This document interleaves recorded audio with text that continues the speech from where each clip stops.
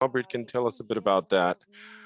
Also, we're going to be talking about the key steps or phases of the selection process in terms of timeline, and how the selection commission will ensure independence and transparency of the selection process. There's something we can talk about. And what should legal professionals pay attention to when applying for the selection to HQCJ? Maybe let's just start this first session in this discussion format. Let it be just an open discussion. And then by session 2, Ivan is with us already.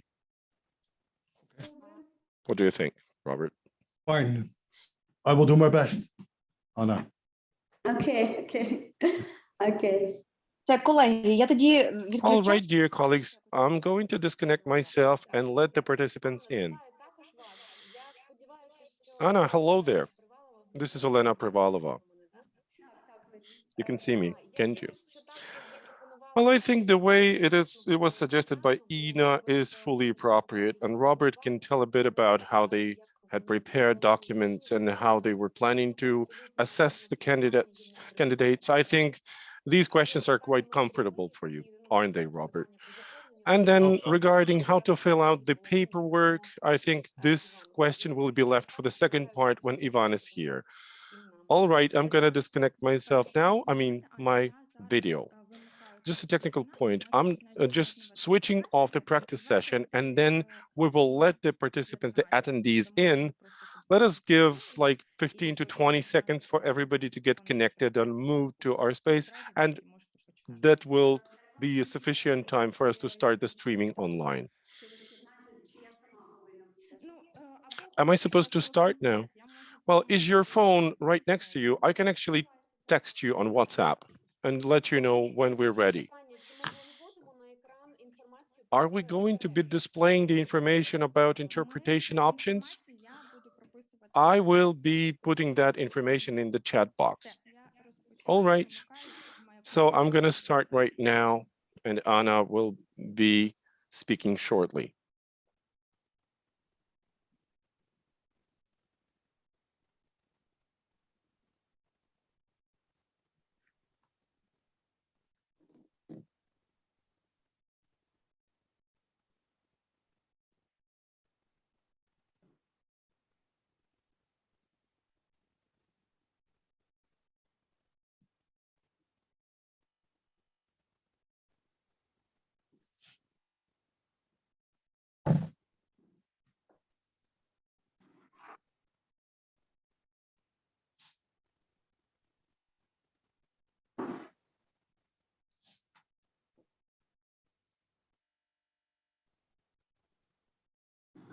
Колеги, доброго. Dear colleagues, good afternoon. Today we have an event that is dedicated to the work of the Selection Commission.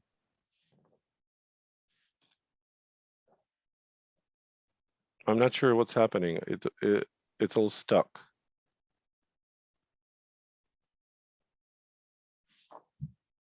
Is it working, Robert, or this is just mine screen? Anna is frozen. Yeah, I can see that too.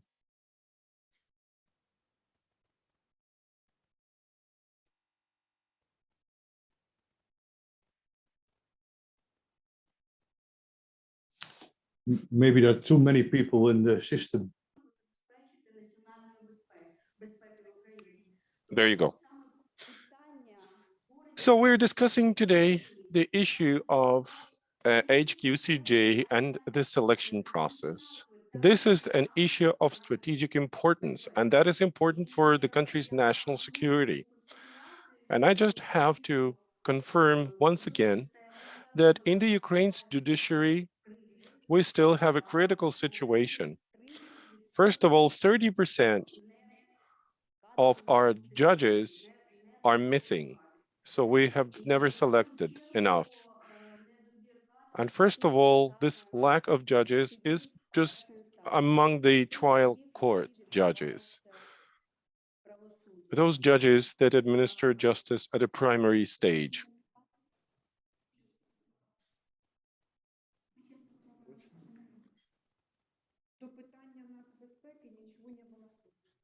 So we couldn't hear nothing. We could hear nothing prior to your conversation about national security matters. Oh, excuse me. We face technical difficulties.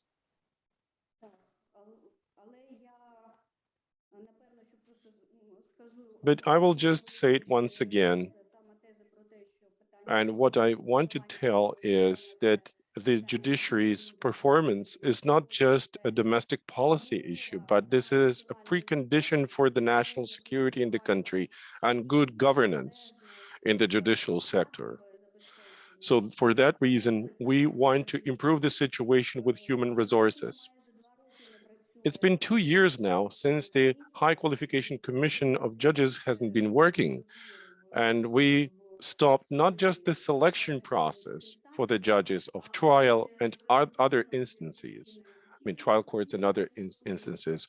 We're not assessing our judges in a proper manner, and the competition has to be organized to select judges for intellectual property right courts.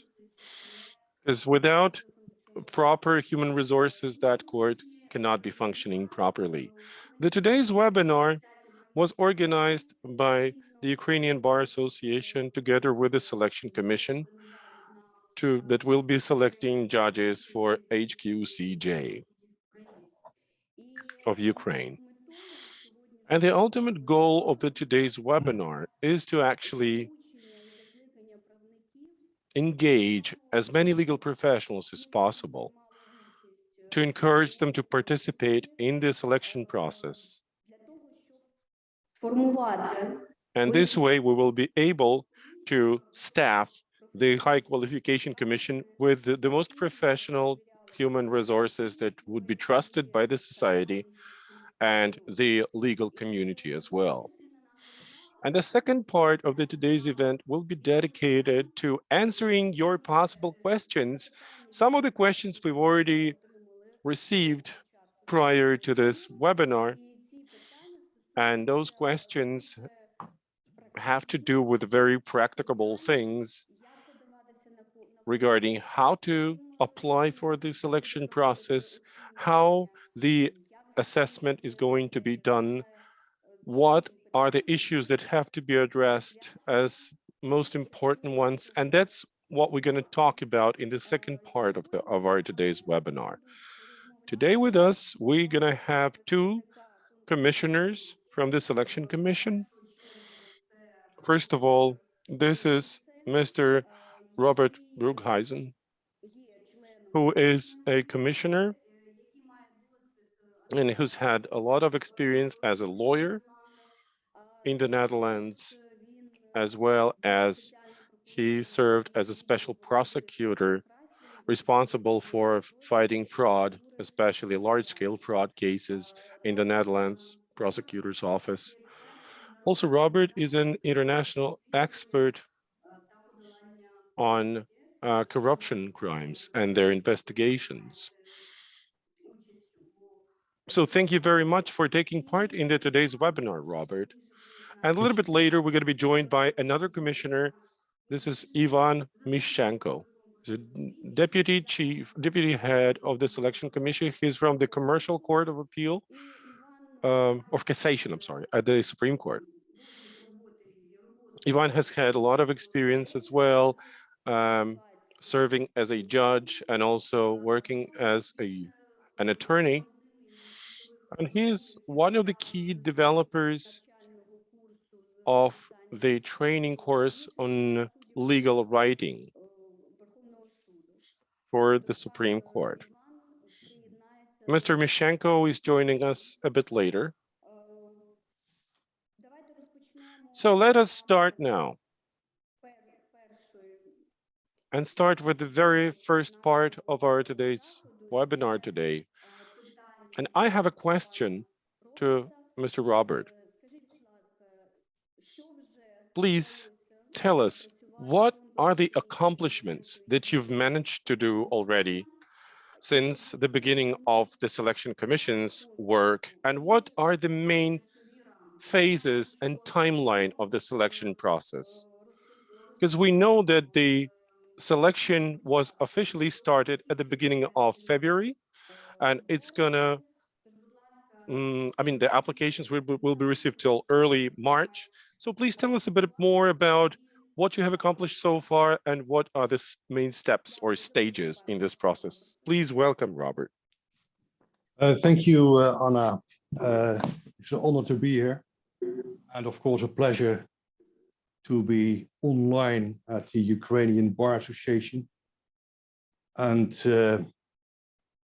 I hope to be able to give some answers to your questions. I'm sorry Ivan is not here yet. He is one of the designers of all the rules, and I hope that I will be able, in his absence, to give you some answers, but he will be here soon enough.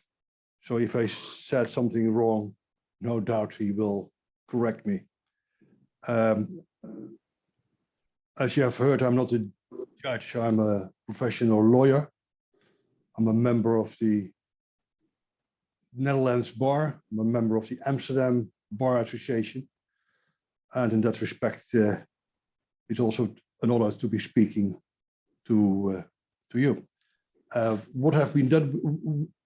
I believe that the selection commission has been selected and put together, and that took place from the summer until, let's say, October. And in the beginning of November, we have had 10 days time in Ukraine where the commission members met each other, because the commission members did not know each other before this process started. So I did not have any relationship with the American former judge in the system, in this commission, or with the Canadian judge. And also, of course, I didn't know any of the Ukrainian judges who are in the commission. In fact, when I was in November in Ukraine, it was my first time in Ukraine. And don't take me wrong, I've been traveling quite a lot as a lawyer all over the world, but I've never been, for whatever reason, in Ukraine. So in beginning of November, we had a period where we met each other. We had some training. We were informed about the particulars of Ukraine, the situation in the judiciary, the political situation, the necessity of the commission, the relationship between this commission and the ethics commission, and what was tried to do is that all the members were given, let's say, some knowledge to perform the task they were appointed for. After the 10 days in Ukraine, we started to have online discussions about the rules of procedure and all the other rules for the selection of the candidates. And we have had hours and hours and hours of discussions about those rules and about the laws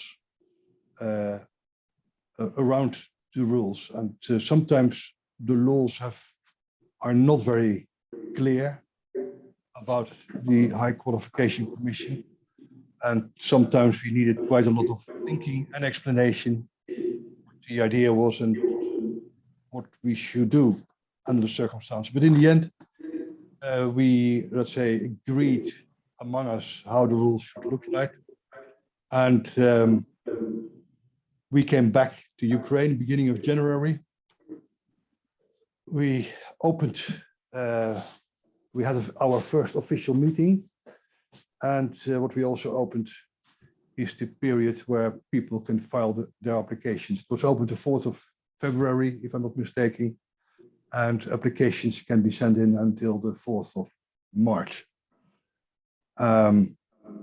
When all those applications have been received, what will happen is that first the High Council of Justice will have a look at these applications, and they will have a view whether those applications are in conformity of the formal laws. For instance, I would expect that if someone applies who does not have 15 years of professional experience, that he may be selected out for that reason, or when someone is not a lawyer, of course, as well.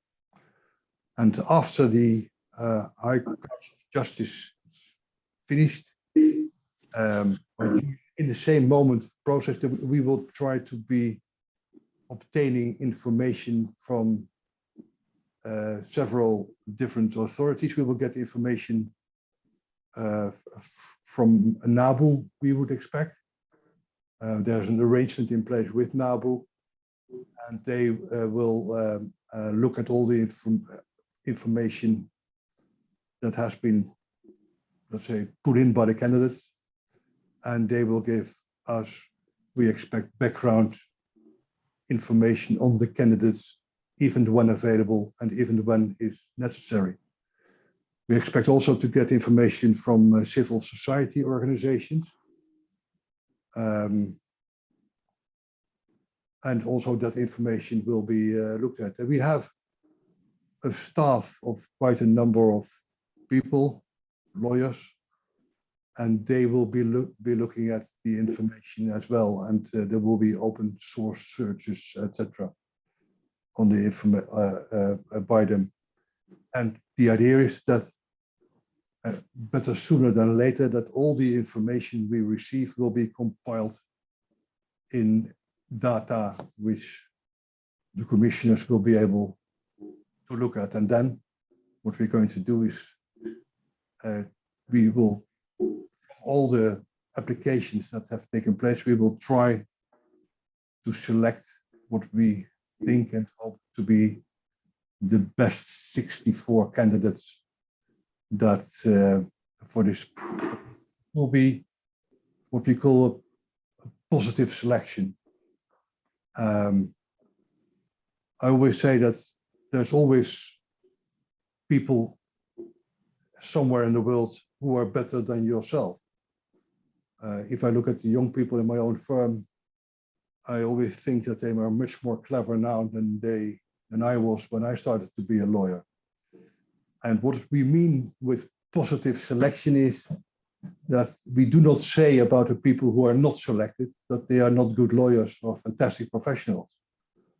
What we try to do is that we select, we hope, the best from this 64 best, which is our idea about those individuals. And the fact, and if you are not selected, does not mean that you are not a perfect judge or professional or professor or whatever. So we don't give any decisions or views on the people who are not selected. The 64 people we have selected will be interviewed. And of course, you know that the interviews will take place online. It will be streamed. And yeah, we do not know yet when that will be. But the Commission is very, very well aware of the need to have the High Qualification Commission in place. Because as Anna said, I'm sorry that I say Anna to you, Anna, but your last name is very difficult for me, as is my last name for you, no doubt. We don't know yet when it will be. What we try to do is to do it before the summer or in the summer. If we make a timeline, how much time we need, we expect and we hope that if everyone does his work, that we will be able to do it before the summer or in the summer. Though we are not sure, because of course we have to rely on all kinds of other people who will provide us with information. And yeah, we have already found that obtaining information sometimes is not easy. But we are aware that there is the need to have this High Qualification Commission in place.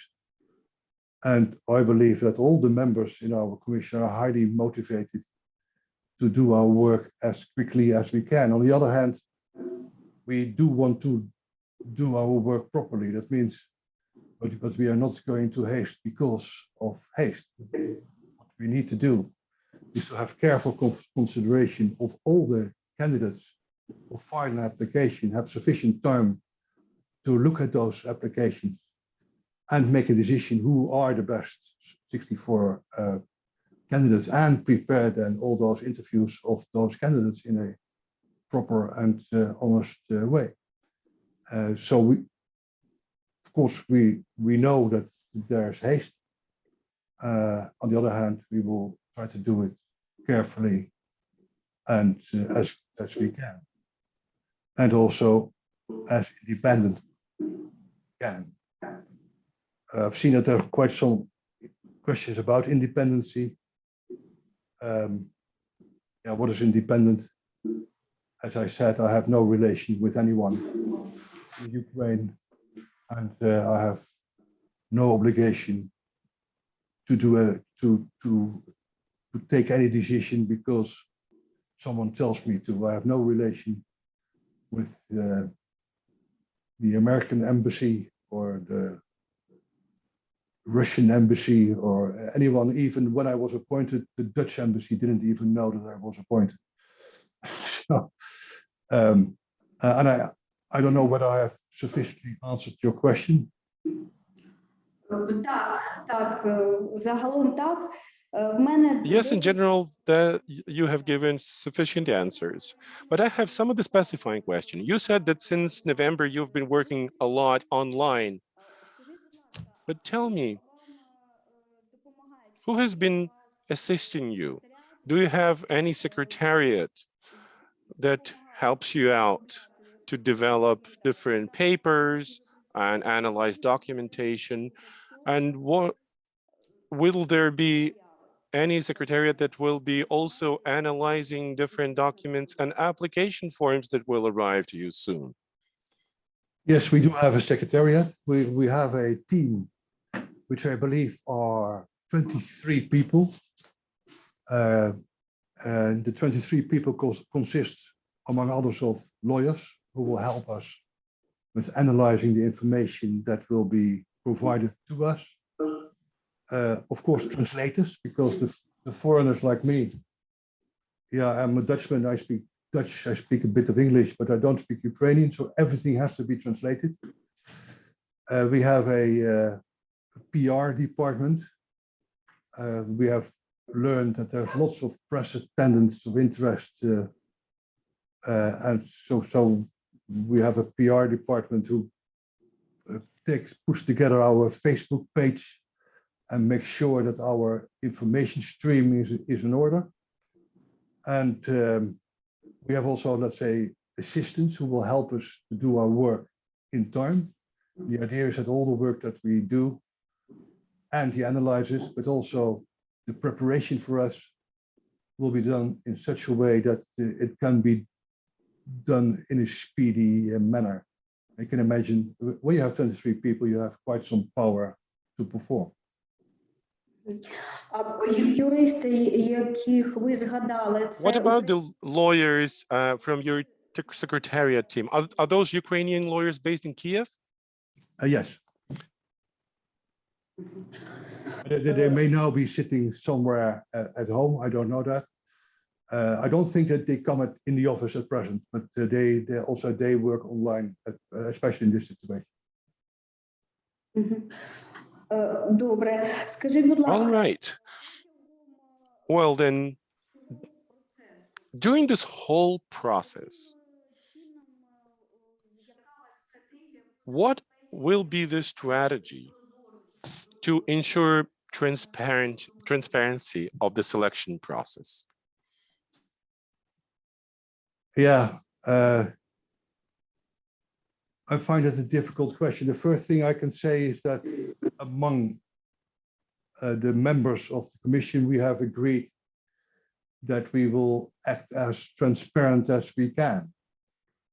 And also, of course, the law provides that we have to be transparent because you can see online all our formal meetings, and you can also see the interviews, and what we do is published. So I've never seen a process to be as transparent as it is in Ukraine. I would say it's much more transparent than I'm used to in the Netherlands, I must say. What we will not do is, of course, let's say, start discussing individual issues of candidates online, because that would be not very nice, and also against, let's say, privacy kind of responsibilities that we have. So what we do is to have maximum transparency for the process, but also we have to be careful towards the candidates. We want to make sure that the candidates who are good candidates, they are willing to apply and take part in this process. And what, of course, we do not want is that candidates will not apply because they are afraid that the process would not be fair to the individual. So on the one hand, we have maximum transparency. On the other hand, we will be fair, and we would take into consideration the privacy issues of any of the candidates, and not discuss, except in the interview that we'll see. We will not, let's say, publish or in the discussions among us about individual candidates. Дякую. Дякую. Thank you. Thanks a lot. You were mentioning that you're going to be receiving information about the candidates from the candidates themselves in their application forms. And also you're going to be collecting information from open sources, NABU, and civil society.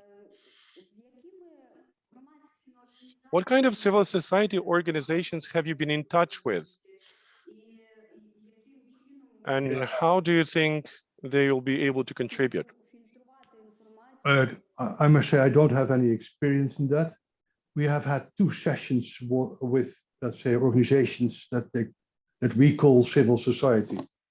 And I have not met those organizations before. So the 2 times we had a discussion with them is all what I have. And what I understand is what they do is that the individuals who apply, they are published, of course, on the website of the HQCJ. And if they feel that they have information available, they will provide us with information or their views on those candidates. And that's what it is. What we have decided is that we will treat civil society as we will treat anyone, like we will treat you. If for instance, the Ukrainian bar has an idea to provide us with information on certain candidates, we're happy to do so, and we will read the information.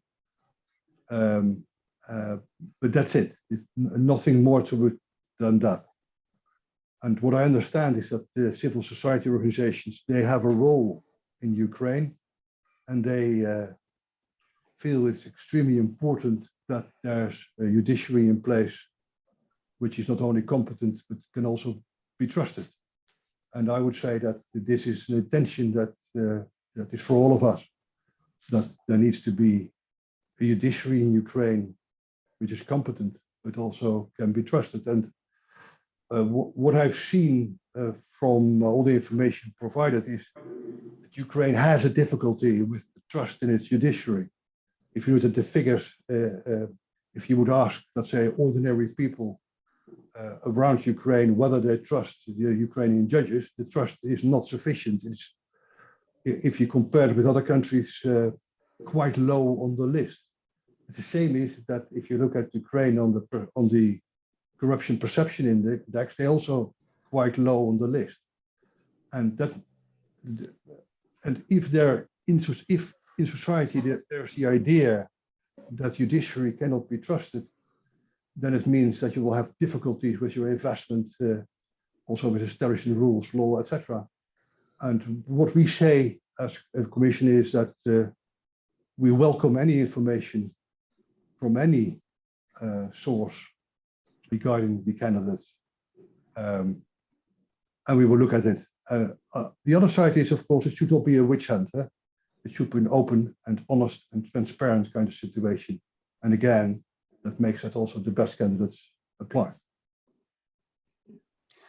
Але керуючись принципом відкритого But being governed by this open selection or positive selection approach, then all the information that you're going to be collecting about the candidates, is that going to be public or not?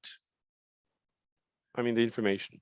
I don't think that all the information we collect will be public, but I see Ivan in his judge room. Hello, Ivan. Maybe you can answer. Hello, Robert. Nice to meet you. Pleasure to see you again, Ivan. Right. Ганна, можна пару слів? Да? Anna, I could tell a couple of words about this. I do apologize for being late. Dear colleagues, I'm sorry, really.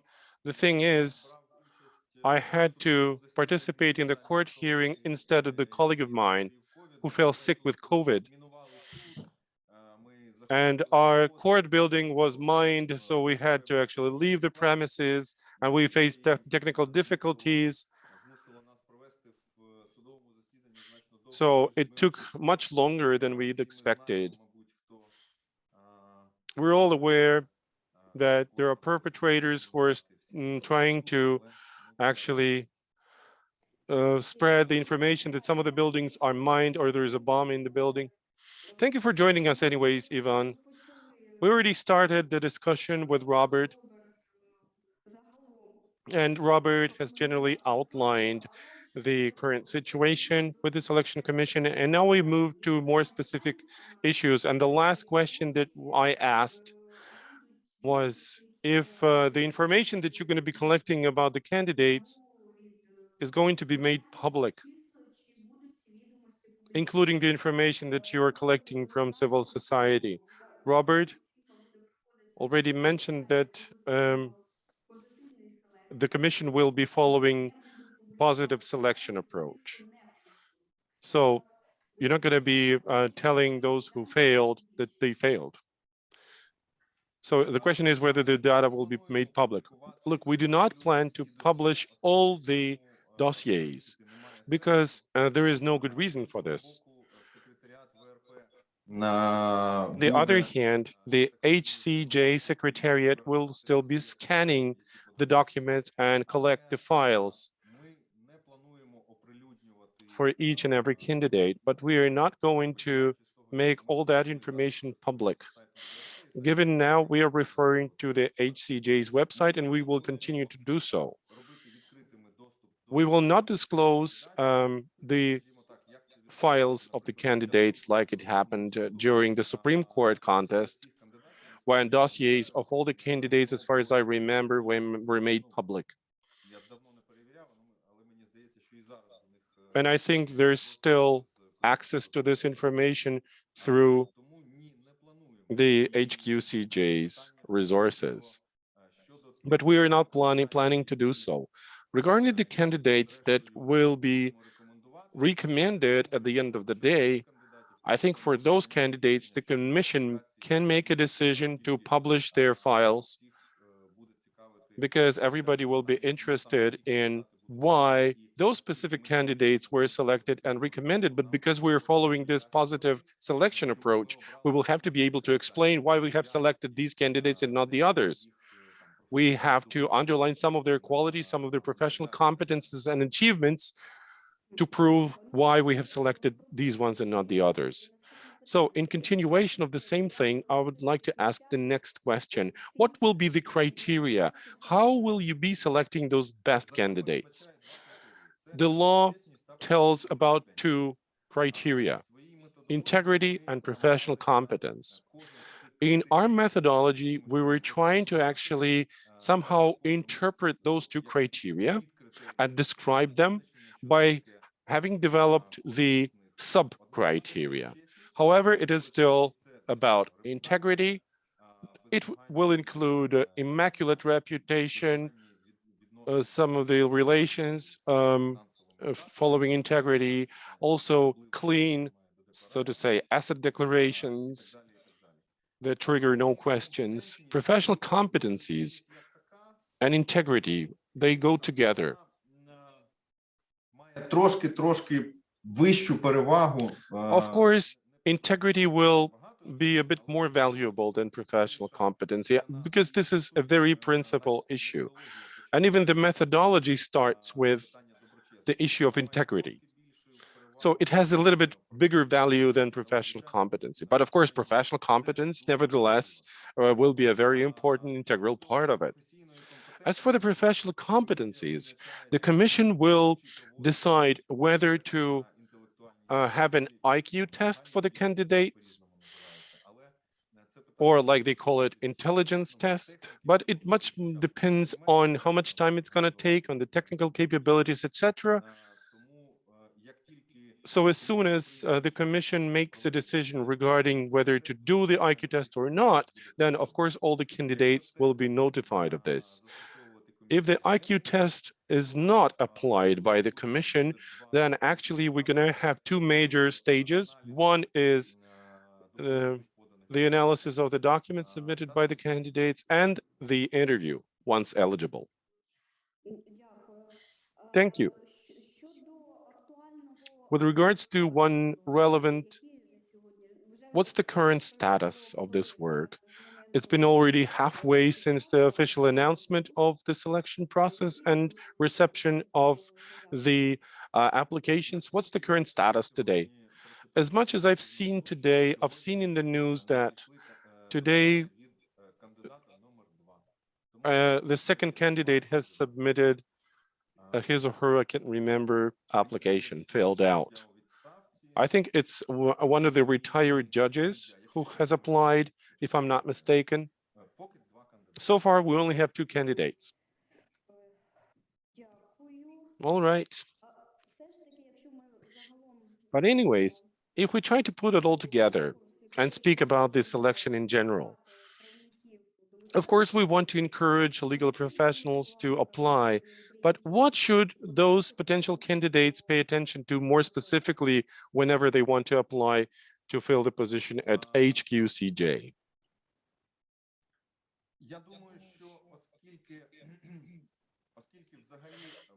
Well, I think because this entire process is very similar to a well-known process when you, for instance, apply for a job, right? I think a very important aspect here is to encourage people, to motivate them. Why would anyone want to do that? Why would one want to participate in the selection process? Why would one want to go and work at HQCJ? It's going to be a very challenging work. So after the HQCJ has not been operational for 3 years, there are a lot of issues that have been piled up. I don't know, the first a couple of years of the new HQCJ will be very challenging for the judges, for the members, I'm sorry. And it can be compared to the first years of the Supreme Court. Of course, there will be a lot of questions about days off, and probably the working hours will not be limited to just 8 hours.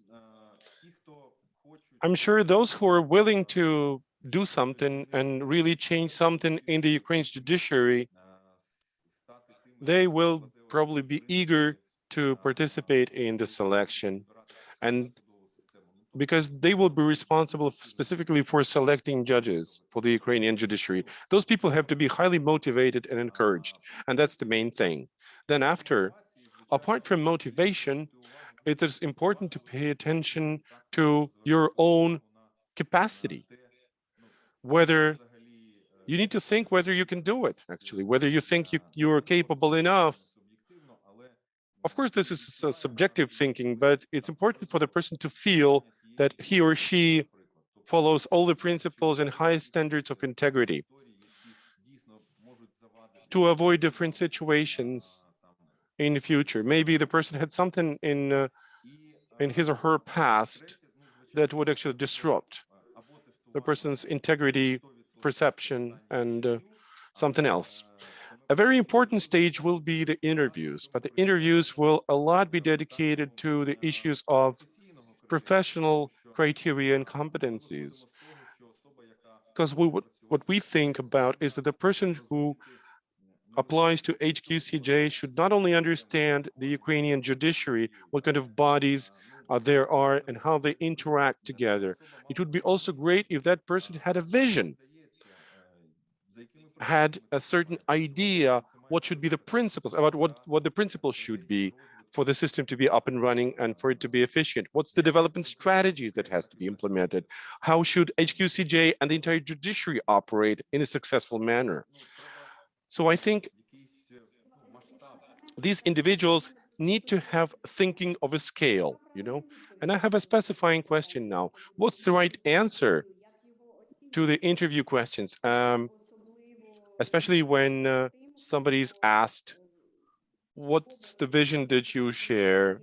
And for instance, you're not going to have all the judges, are you? I mean, you're going to have some other legal professionals. How can you actually justify whether their vision is correct or wrong? It's not a question about that. It's important to hear if the person can formulate the vision, if the person can explain his or her vision to ourselves. There can be no right or wrong answer here. There's only one thing that really matters. If the person is capable of explaining his or her vision, his or her opinion, how it should be working in the right way, and also be convincing enough to try to persuade the commission members that, yes, indeed, this vision is right. It must be supported. We can see the person's will and longing and thinking, and that's something that's valuable to be implemented into real life scenarios. That's right. Okay. And now I'm moving to that part of the questions that we'd received on the eve of today's event. And they are kind of in line with what we're discussing at this point. What are the examples that could be made in the motivational letter? So what should the person write about? The vision or something else? I think the vision is just one of the components that would be appreciated by the selection commission members. What else? Yes, of course, that's not everything. In the motivational letter, the candidates can share their vision. The motivation letter, sorry. Okay. The motivation letter specifies questions that the commission would like to have answered. And those questions, they go to the core of this discussion. Why the candidate thinks that he is suitable to do this job. Why the candidate thinks that he has the capacity to do this job. Why the candidate thinks that he has the integrity to do this job. And the motivation letter gives, let's say, questions where we recommend that the candidates try to answer those questions in an honest and compliant way. And of course, if in the motivation letter those questions are not sufficiently answered, then that may give us possibly doubt about the candidate. And of course, there needs to be a vision about a member of this commission, because the HQCJ has not been operating for 3 years. And before that, it was possibly also not operating so well. And like I said before, the view of the nation about the judiciary is not always very positive, and that has to be changed. There needs to be trust in the system. And I would say that if you are a member of the HQCJ, the one thing that has to be accomplished is, of course, that the trust in the judiciary is increased and or becomes very high. And I would expect the candidate for such an important position to have a vision how to accomplish that. Дякую. Thank you so much. Okay, then let us move to the next set of questions. I might be repetitive a little bit, which I really apologize for, because we are getting so many different questions. I think if the questions are very similar, we will be trying to actually put them together. And maybe there are some of the questions regarding gray areas that our attendees are concerned with. So are the candidates. Here is the question. What kind of tests can be expected during the selection process? And if you incorporate the IQ test, are you planning to test integrity through the IQ test or competence level? So what will be the testing about? If the testing is there, it's going to be just a simple IQ test. So we're going to be testing the analytical skills that are required for professional competencies. No other tests will be there anymore. If we have it, we're going to have just a simple IQ test, just a standard one. So roughly, it's going to be the same thing like it was for the candidates to the Supreme Court. Not exactly, because those candidates were tested in terms of their legal knowledge, then legal writing, psychological tests were there, and there were several of them, plus the interview with the psychologist and the IQ test. There were many more tests for the Supreme Court justices. But here we decided if we choose to incorporate the test, it's just going to be a standard IQ test. But like I said, this is still a disputable issue that requires solution or a decision, obviously. But what's going to influence your decision whether you're going to be incorporating the test or not? Actually, it's about logistics. We're going to consider how much it costs, how much time it's going to require, and how much effort. Those are rather technical issues.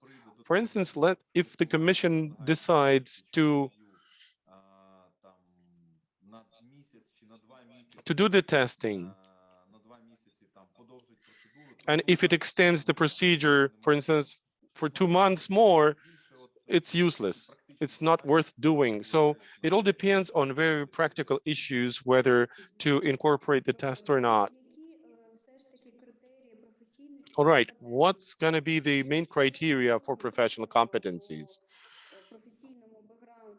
What's the most important thing in the professional background for a candidate to be acknowledged as competent enough or not? I'll just take our methodology to make it a little bit easier for you. If we just look at the methodology, the professional competencies are composed of legal knowledge, right? This is logical, isn't it? Knowledge of the judiciary, analytical skills, whether we have the test or not, but still. Written and oral communication skills. Regarding written communication, a lot will be seen and a lot will be demonstrated by the documents that the candidates will be submitting. I mean, including the motivational letter, and oral communication will be tested during the interviews. Capacity to interact with the colleagues in an efficient manner. This is, again, can be taken somewhere from, for instance, the recommendation letters supplied by the candidates. Actually, the answer to your question is already included and described properly in our methodology. But there is no answer about the legal knowledge. How are you going to test the legal knowledge of those candidates? And how altogether you will be putting all the criteria together? Are you going to be using score points or something? Of course, the legal knowledge has more weight and it has more value than obviously communication skills, isn't it? So how are you going to be assessing the candidates? Let's say, okay, that is clear about the written communication, but what about the legal knowledge? Our law says everything starts with the legislation. doesn't it?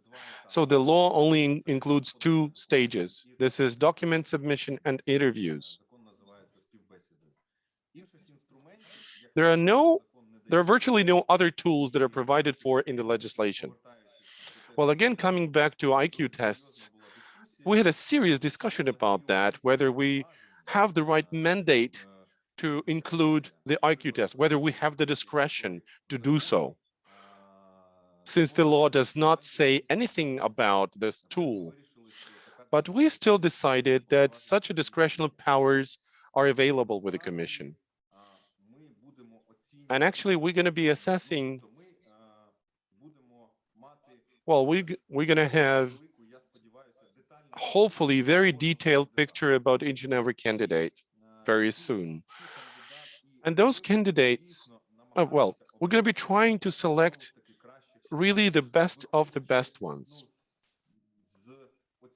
based on the broader picture as it is. We're going to be looking at what kind of person that is, what are the professional accomplishments, how can the person explain why he or she wants to be part of HQCJ, what is this person proud of in his or her entire life, are there any problems with integrity or there are none, whether this person is supported actively by his or her peers. That's going to draw the whole picture regarding each and every candidate. And then during the interviews, we will tell, for instance, let's say between 64 plus minus several candidates, we will be selecting for the interviewing. And then after those interviews, we will finally make a decision regarding the 32 candidates that will be ultimately recommended to HCJ. We're not having any score points. We're not going to be putting marks for their expertise and legal knowledge.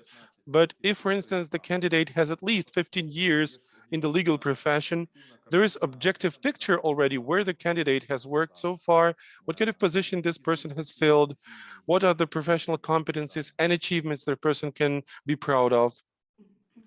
Ivan, if I may, Right, add of course. something. Anna, you said that, of course, knowledge of law is a very important issue for someone in this commission. Of course, it is. However, that the members of the HQCJ, they are not there because they are the best lawyers. They are there because they must be the best selectors of judges. I believe that a lawyer will only be accepted by other lawyers if he is a fantastic lawyer himself, because otherwise they will not accept him. But for the job to be done, communication is at least as important as legal skills, because the guy in the commission or the girl in the commission, the lady in the commission, will have to use its communication and analyzer skill to select the best judges in Ukraine. And to do that, not necessarily you need to be the best lawyer yourself. I don't know whether Ivan agrees, but that would be my view.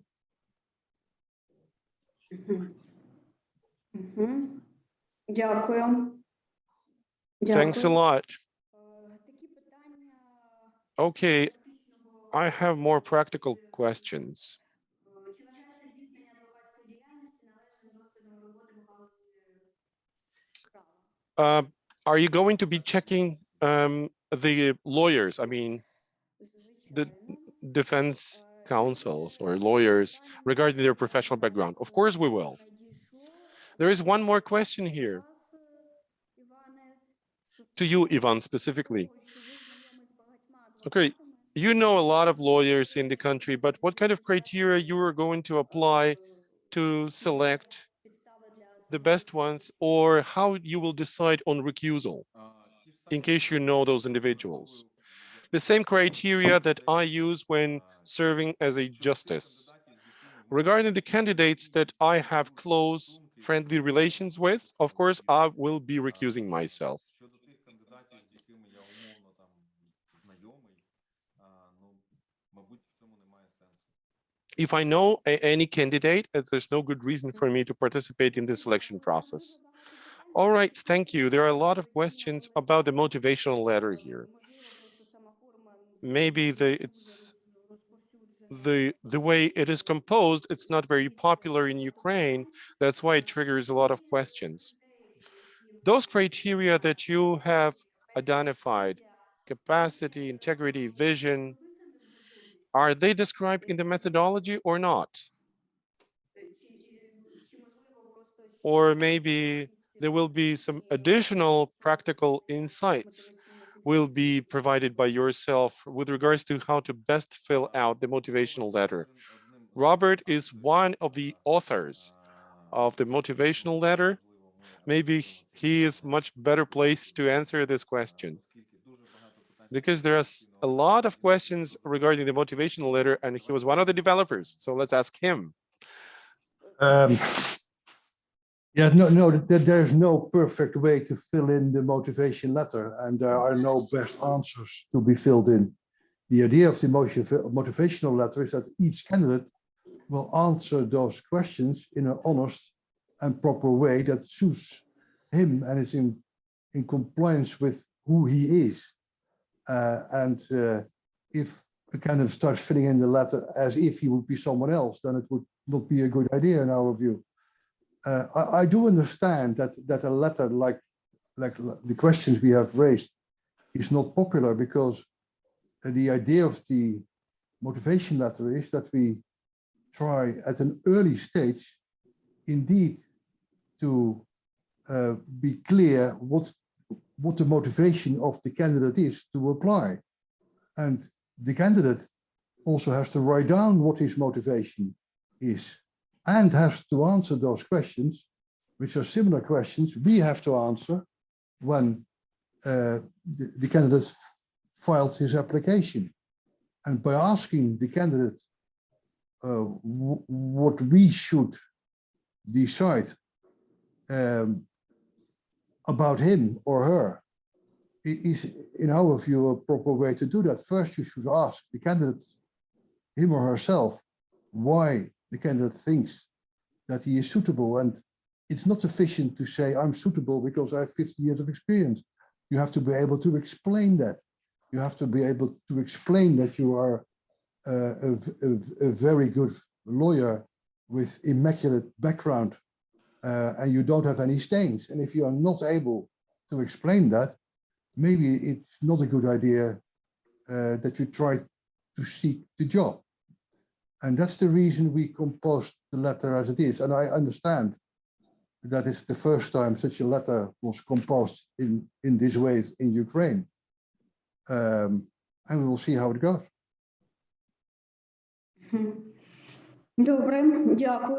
All right, thank you. And there is another question here, which is more of a technical nature.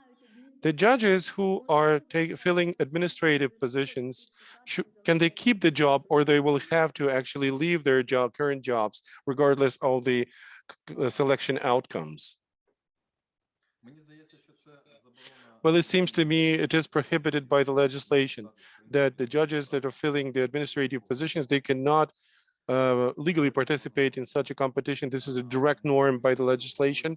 We inside of our commission already discussed this issue regarding what should one do in case a candidate who is willing to be part of HQCJ is currently a judge, and if that's the only judge in the court, who in fact has to also bear this administrative burden. So this individual can be the chief judge and the regular judge and the deputy chief of the court. But it is set out clearly in the law. I'm not sure we're going to have a lot of cases like this, if any. On the other hand, however, I believe that such a unique case, if it takes place, will probably be interpreted by the Commission in favor of such a candidate, in favor of this candidate's right to participate in this selection process. Thank you. Two more technical questions.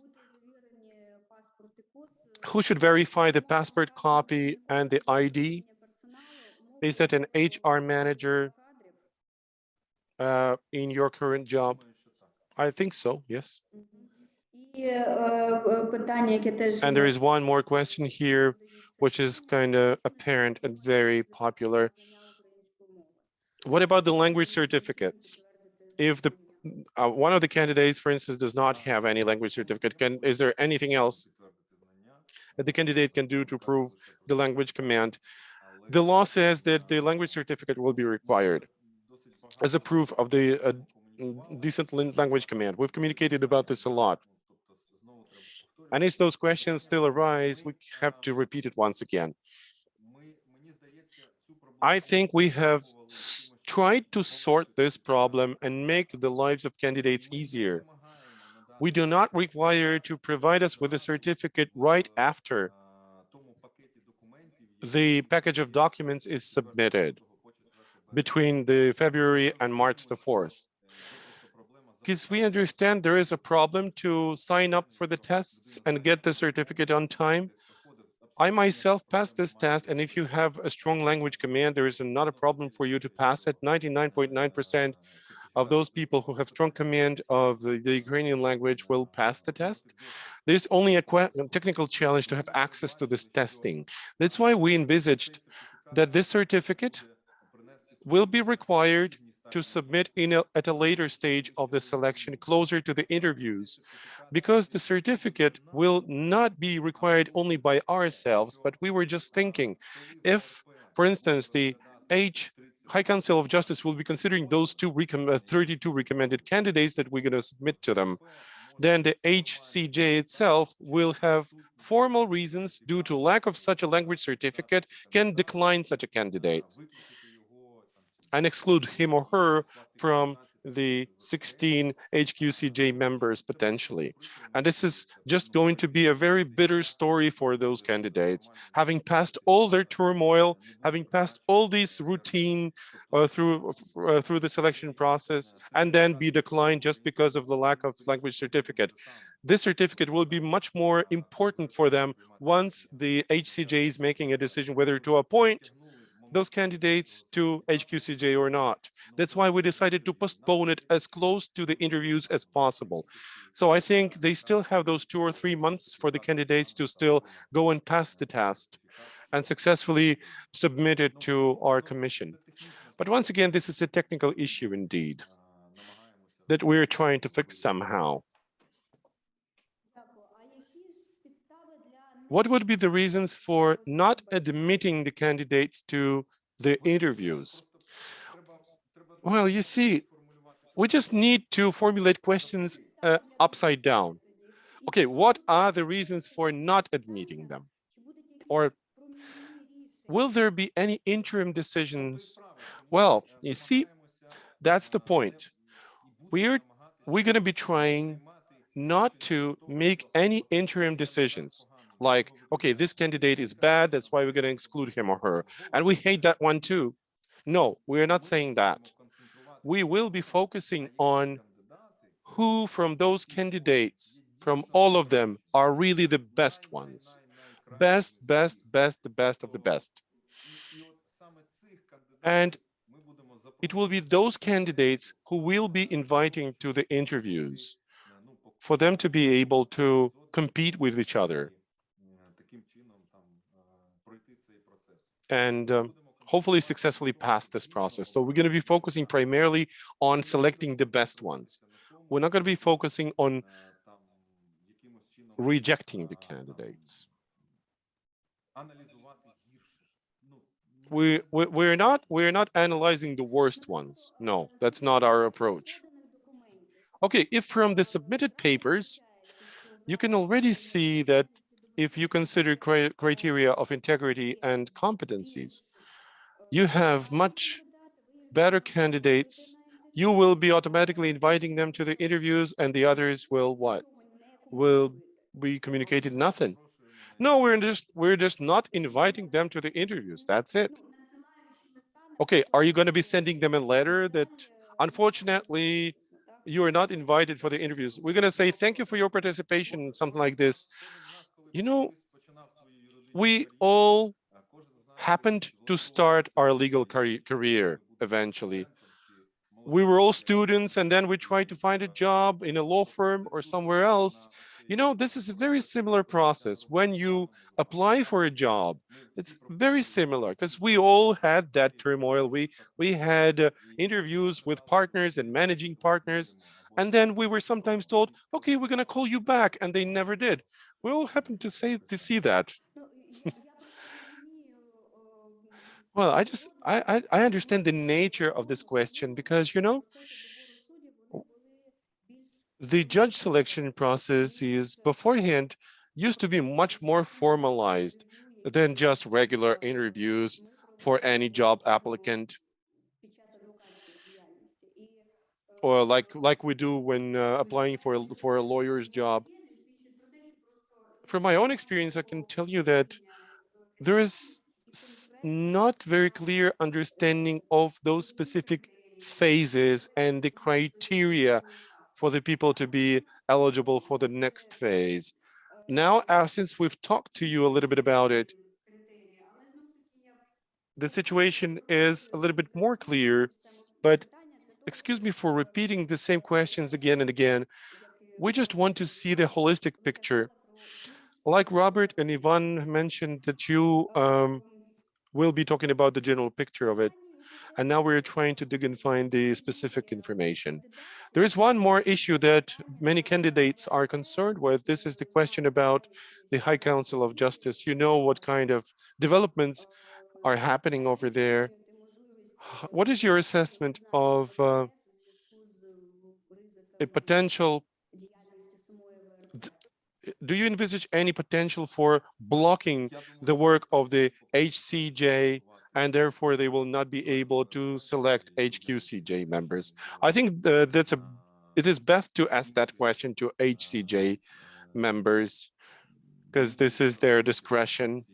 I don't think this question is ours. There's a different side of the reform, which we're not responsible for. There is a concern like this, that it is probable that the situation may come and we will have to, for instance, close our process. Let's say we submit 32 candidates that we will recommend to HCJ. And then at the point of the submission of the list, the HCJ either is not yet composed properly or will cease to exist anymore. There can be challenges with HCJ indeed, but there is nothing we can do about it. We cannot influence this process, can we? So we just decided that we focus on our own job. We have our mission to fulfill, and we would like to do it on the one hand in a prompt manner and in a quality way on the other. So let's see what's going to happen. Thank you. There are several more questions with regards to gender balance. Have you had any discussions or policies approved regarding gender mainstreaming, like ensuring gender balance, if you will be recommending those 32 candidates to HCJ? We don't have any proven policy. We've had the discussions indeed about it, but I believe it should be happening in a very natural way. And naturally, I think that's absolutely okay if the gender balance will be just taken into consideration, but it's all going to be happening in a very natural way. We don't share the opinion that 50% there should be females and 50% males. Not at all. We don't have any gender quotas here. It seems to us that it's all happening in a natural way, isn't it, Robert? Yeah, I would expect so. I know in my country, if you would put this commission together, it would be 70% female. Because nowadays here, the majority of the lawyers are females and they are the most bright, apparently. And we have seen that in Ukraine, there's a has a bit to go. And if you look at our commission with 6 men, it's of course no advertisement for gender balance.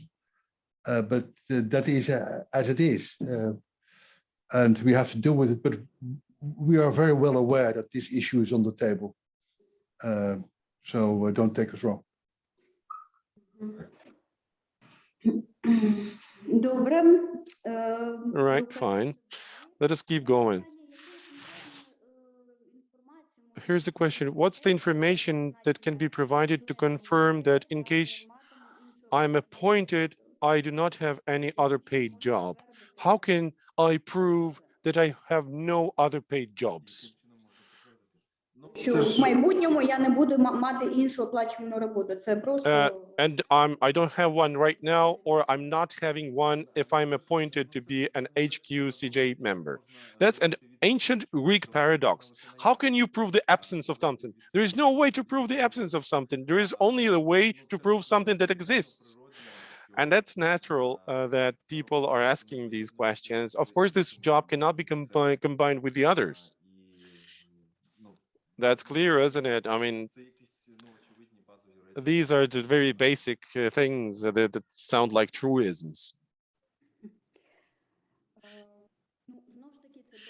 Well, again, this is related to some of the concerns that people have regarding very strict formal approach that the Commission follows. That's why I think these questions arise. Well, it would be enough for the individual to understand this.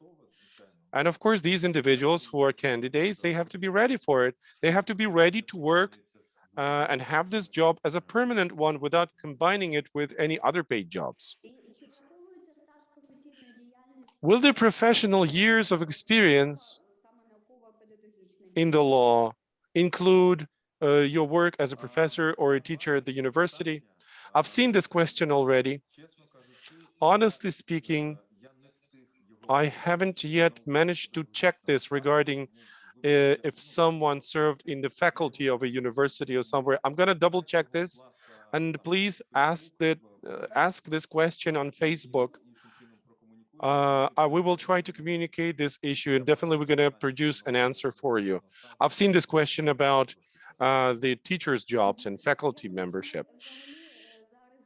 Well, I think as a result of this meeting, we will probably make a brief survey, and we will collect the FAQs, like frequently asked questions, and let us agree with you that you just prepare answers for them, and we will publish them on the website or on the Facebook page to make it more comfortable for the interested parties.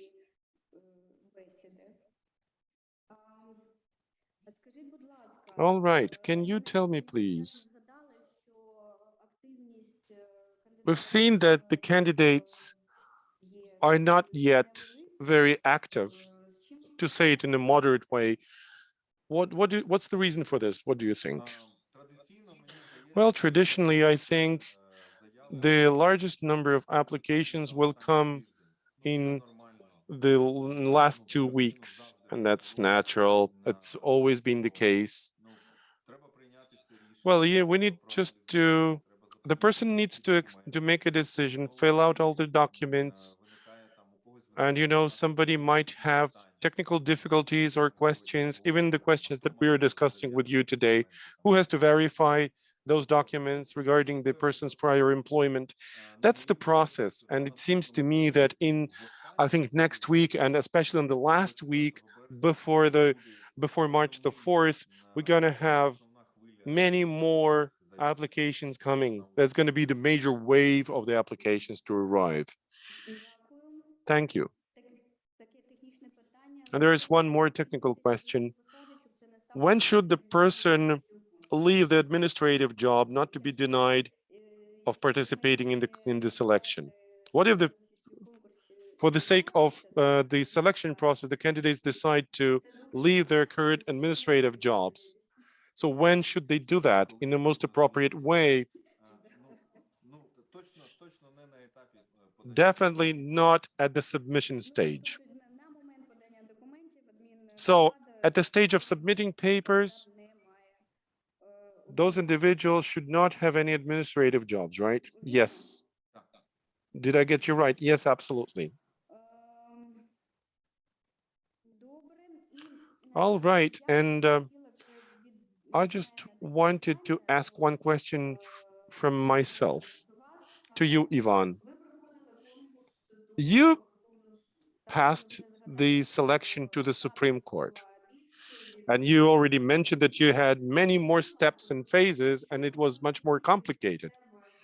But what would you tell from yourself? What were the gaps in the Supreme Court selection process? And what are the lessons learned, or what were the mistakes that you are not going to repeat once again in this selection process? This is just from your own experience of participating in the selection process. What would you wish to yourself had you decided to go for a candidacy at HQCJ? Those selections are different in all the criteria and parameters. The Supreme Court selection process was very detailed, maybe even way too detailed. As far as I understand, they wanted to have an ideal competition that could include all the possible ways and means to check each and every candidate and force those individuals to provide every single detail about them. We passed psychological tests. We were actually practicing legal writing, and we were working with psychologists. So they tried to do everything possible to check ourselves. There is such a notion as the pace, tempo. It seems to be that pace to the Supreme Court was lost several times for objective or subjective reasons. It was difficult for everybody, both the candidates and HQCJ members as well, because at a certain point of time, the emotional burden was extremely high and people were burning out. They were just exhausted because it took so long. So I think the most important thing that we have to achieve in this selection process is to support the right pace from the very beginning, to keep moving forward without stops. But what's important is that selection quality to the Supreme Court seemed to me the measurement that we have to strive and aspire for. I think that was a very high quality and high-end competition. Thank you. Robert, now a question to you. What could be examples from the Netherlands? Or what kind of procedures in other countries are similar to those selection procedures that you are now having in Ukraine? Well, we don't have a high qualification commission in the Netherlands. What we do have is something like the High Council of Justice. And the people in there, they are mainly appointed by their peers and by the government. So if you think about transparency and democracy, maybe I would say that is not a perfect idea, but that's how the system works. What we do have is a very concise and system of selecting judges.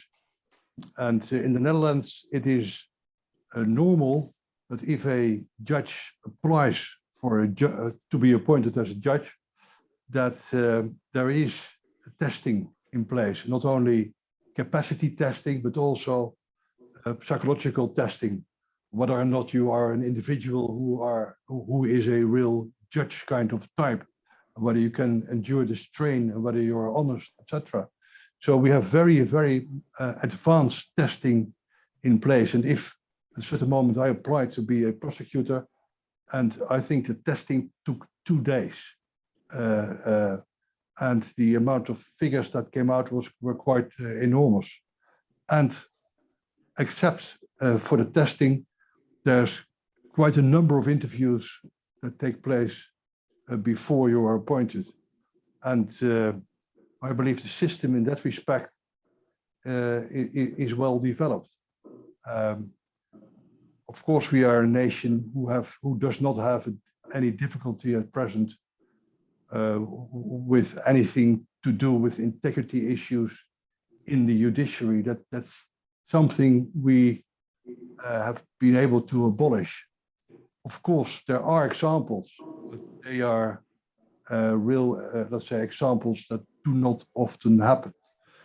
And I believe that a bit that what Ukraine has created is a bit alike what we have in the Netherlands. And I also believe that the Netherlands has been taken as an example how you could do it over time. And I hope very much that our selection will be successful and that the successfulness of the HQCJ will result in the improvement of the judiciary. And then I believe judiciary can make very fast and large steps ahead. Дякую. Я б хотіла таку Thank you. деталь додати. I would like to add one more detail about Mr. Roberts' intervention, because you alluded to low trust to the Ukraine's judiciary in our society, but I'd like to underline one thing. There are two different approaches. If we, for instance, ask people who have been in the court proceedings, who have participated at the court hearings, the share of people who trust the judiciary is much higher versus those who have never seen anything like this. Of course, we're not going to jump into this discussion right now, but there is such a detail which is important. There is another observation which I'd like to share with you, and it was actually expressed by the colleague of yours, Bergman, I couldn't remember, from the Netherlands. Couldn't hear the last name. That the Ukrainian society is very specific. Ukrainian people try to digest everything, not through the prism of trust, but through the prism of distrust. So there is a distrust filter installed in each and every Ukrainian. So indeed, we need to improve the situation. And first of all, we need to start with selecting proper judges, especially the 30% of the judges that we are missing at this point of time. We need to select them in a professional way, applying all the means and tools and encouraging professionals who will be selecting professionals. So I think we will be closing our meeting shortly. We've had so many questions already.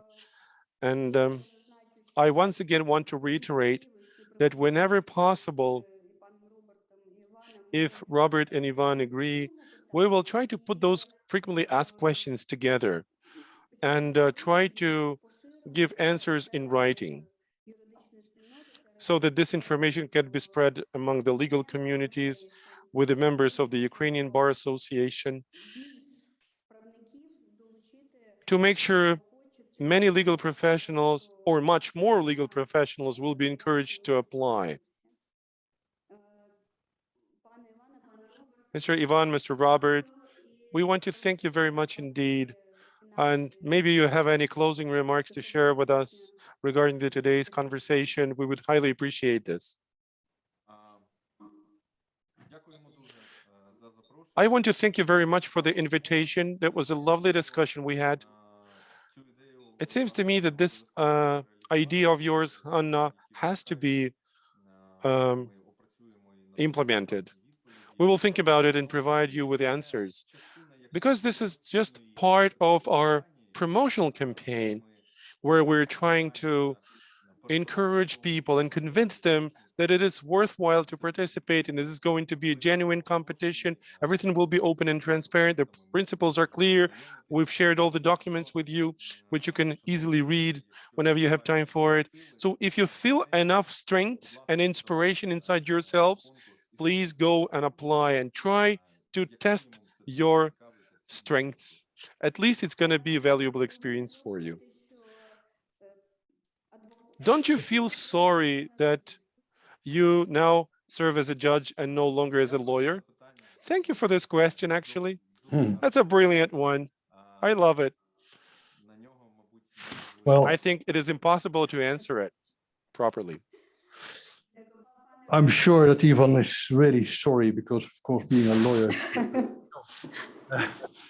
I thank you for give us the opportunity to talk to you.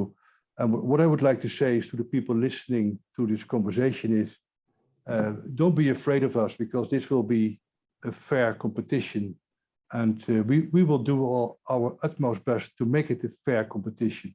And the only thing that we want is that the people who have the real qualities to do this job step forward and apply. And if they do, then they will have a large chance to be appointed, because it's always difficult to find the proper people for an important job like this. So we need people that apply, and don't be afraid. We will treat you nicely and honestly. Thank you. Дякую. Дякую, Thank you шановні so much. Thank you, колеги. dear colleagues. Дякую всім, хто нас We want to extend words of sincere gratitude to all our viewers and listeners. Thank you for asking questions very actively. So I want to wish you every success, because a lot depends on how successfully you work. It's going to affect the entire Ukraine's judiciary. And of course, this in its turn will affect the well-being and independence of Ukraine. So please be engaged, be active. We're always at your disposal. You can ask any questions you want, and we are always in touch. Thank you. Thank you. Thank you Bye. so much. Bye-bye.